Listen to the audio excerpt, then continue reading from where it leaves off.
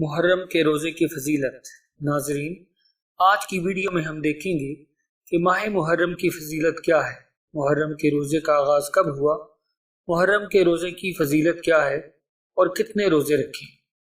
حضرت ابو ہریرہ رضی اللہ تعالیٰ عنہ سے روایت ہے کہ حضور صلی اللہ علیہ وآلہ وسلم نے ارشاد فرمایا، رمضان کے بعد افضل روزہ اللہ کے مہینے محرم کا روزہ ہے، اور فرض نماز کے بعد افضل نماز تہجد کی نماز ہے۔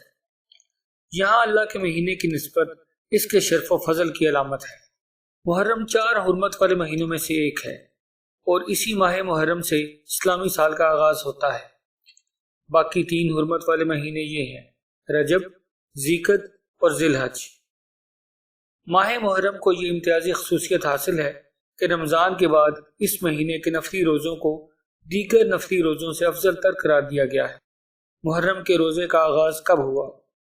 حضرت ابن عباس رضی اللہ تعالیٰ عنہ سے روایت ہے کہ حضور صلی اللہ علیہ وآلہ وسلم مدینہ میں تشریف لائے۔ دوسرے سال آپ صلی اللہ علیہ وآلہ وسلم نے یہودیوں کو دیکھا کہ وہ عاشورہ کے دن روزہ رکھتے ہیں۔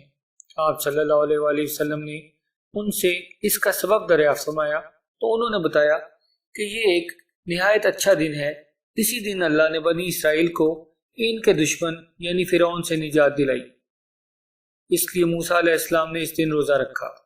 آپ صلی اللہ علیہ وآلہ وسلم نے فرمایا، پھر موسیٰ علیہ السلام کے معاملہ میں ہم تم سے زیادہ مستحق ہیں۔